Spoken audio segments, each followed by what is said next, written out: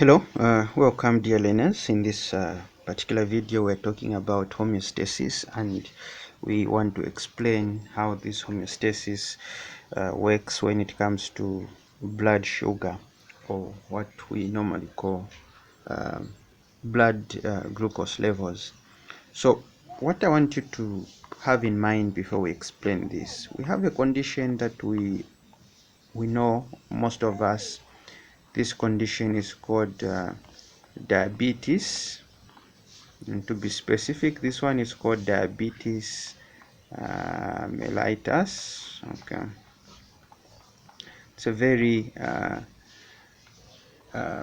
deadly condition or disorder. Okay, this is not a disease, it's just a disorder. Okay, so diabetes mellitus, okay, or mellitus, diabetes mellitus is a condition where a person has got high sugar in their blood. Okay, a condition where the person has got high sugar in the blood. Okay, high sugar. Now when we talk about sugar, we are not talking about the sugar that we put in our tea. Okay, we are talking about glucose. Okay, we talk about glucose, even though glucose is also found in the sugar that we take in our tea. Okay, much of it there is sucrose. Okay, so glucose. So how does this so you find that this human being here, and there are a lot of blood vessels in the body, they have blood. Okay, so this glucose is actually found in blood. Okay, it's actually found in blood. Now what happens is that there are certain sensors in the blood that can sense the level of glucose. Okay, under normal circumstance, whenever you eat something, okay, let's say you are just from eating you're after a meal. Okay, after a meal, let me just say after a meal, and some people, maybe you like to eat, you want to have maybe a bowl of ice cream. Okay, you say you want to have a bowl of ice cream. So after a bowl of ice cream, um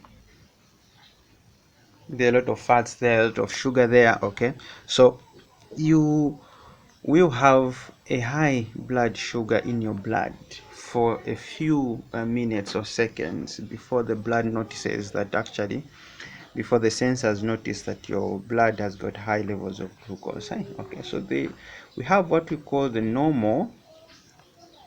We have what we call the normal. Okay, we have what we call the normal blood sugar.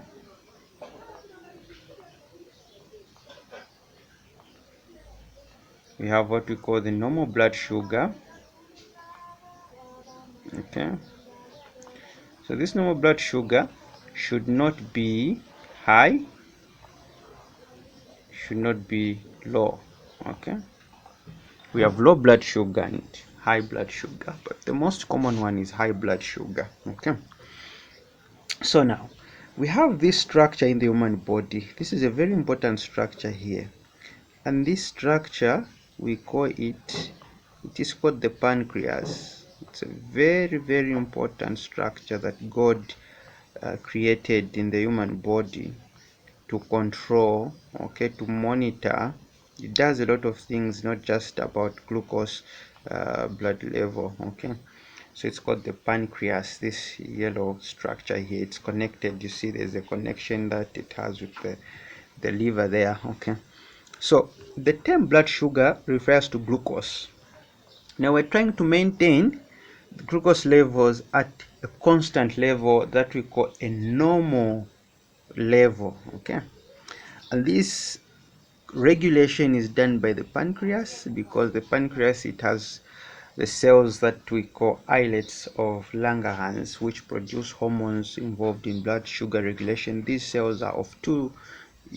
Other cells are called alpha cells that are found in the pancreas, and beta cells. Alpha cells secrete the hormone called glucagon, and beta cells secrete the hormone called insulin. So sure, most of you who know about diabetes mellitus, you usually talk about what? About insulin. Okay, so these are hormones. Okay, these are hormones. So now we're going to have two scenarios here. we're going to have two scenarios here. We're going to talk about high blood sugar,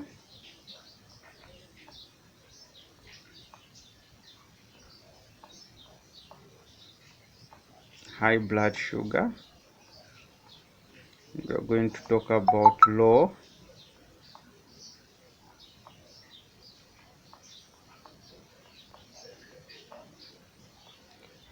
so it all you know we're talking about sugar here.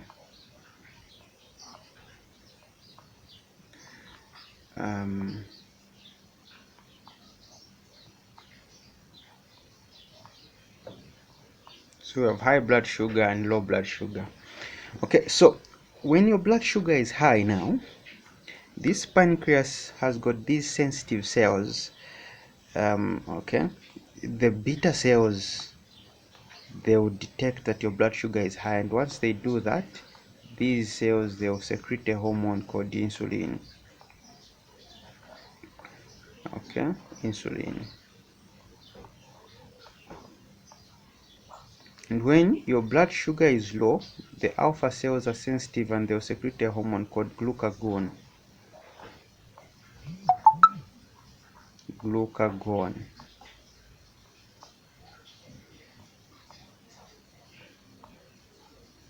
Okay, so high blood sugar, insulin is secreted.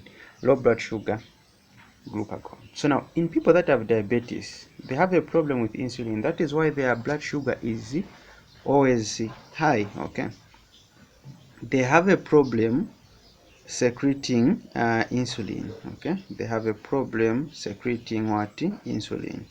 And because they have a problem we have two types of diabetes mellitus. Okay, so this one, there's type 1 where the person doesn't have insulin at all, and there's type 2 where the insulin is there but then it is what? Resistant. The body is resisting the insulin. Okay, so what happens here is that this insulin, what it does, because your blood sugar is high, it will get the glucose. Okay, because it's too high, it will get this glucose and then convert it to glycogen. It will promote this process. It will make sure that glucose is converted to glycogen. Okay, this is glycogen. So this glycogen is then stored in the liver and also in the muscles. So your blood sugar level will reduce because glucose now has been converted to glycogen, and this is done by what? Insulin. Okay, so when the blood sugar is low, now you have glucagon now that will do the reverse. Okay, it will now get the glycogen. It will get the glycogen and it will convert it back to glucose. So a case where we can say a very familiar case of low blood sugar is when you are starving. So when you are starving, your blood sugar goes low. Then you'll find that even without taking food, after some time you will feel better, the hunger goes. What has happened is that glucagon has just gotten this glycogen and converted it back to glucose, and now your blood cells are supplied with glucose and they can generate energy. That's how you feel that even though you've starved for a long time, but then after a while you find that the hunger just disappears. Okay, this is what is happening. Okay, so now glucose is converted to glycogen because of insulin, and this occurs in a case where your blood sugar is actually high. Okay, but when it's low, the reverse process will take place. So these hormones, they're antagonistic, they do the opposite. They have their function is basically what? Opposite. Okay, so this is just to make it very simple, but we're going to go into details what these insulin and glucagon do. Okay, so Okay, so when glucose levels are too high in blood, we said insulin is produced. So the job is simply to lower glucose levels. So the first thing it does, said it causes the cells of the liver and muscles to convert glucose to glycogen. Okay, it also causes the cells of the adipose tissue. The adipose tissue, these are fat cells. They then convert excess glucose to fats. Okay, the fat is usually stored under the skin. Okay, and then it also enables the body cells to absorb and use glucose. So we've talked about these things here. What we are saying is the first thing insulin does, it converts glucose to glycogen. Okay, sorry about that. It will convert glucose to glycogen. Okay, also it will convert glucose to fats. Okay, it will also promote the body cells to use glucose so that the blood glucose levels just goes low. Now in a case where there is no insulin to do this job, the condition called diabetes mellitus will develop. So diabetes mellitus, you find that a person has got high levels of glucose in blood, so they have to control their diet. And when you check in their urine, in the lab there, you'll find that there's glucose in the urine. It shows that there's so much glucose. And they usually have these symptoms of persistent thirst, okay, and drastic loss of weight, also loss of sensation in some body parts. So this is what diabetes actually does. Okay, so what is diabetes? Is when there is lack of insulin in type 1, insufficient production of insulin, or there is insulin resistance. Okay, that is diabetes type 2. So what we need to know is that insulin is very important. If insulin is not there, a person will have diabetes mellitus. Okay, if insulin is not doing the job it's supposed to do, one of the jobs is that it causes the cells of what? The liver and muscles to do what? Convert glucose to glycogen. It causes the fat cells to convert glucose to fats. It causes the body cells to use up glucose. Okay. Now, in a case now where when glucose levels are too low in the blood, the pancreas secretes glucagon, which will do the opposite. Okay, they will convert glycogen back to glucose. Okay, they will cause the fat cells to be converted. They will cause fat to be converted to glucose. Okay, then they will reduce the usage of glucose in the body. Okay, so this is what actually happens here. Okay, this is what happens. Okay, so blood sugar regulation, insulin causes glucose to be converted to glycogen. Okay, also what, just to summarize them, glucose will also be converted to fats.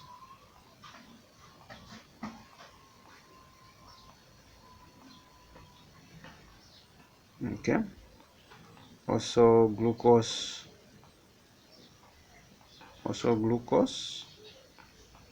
is going to be used to release energy.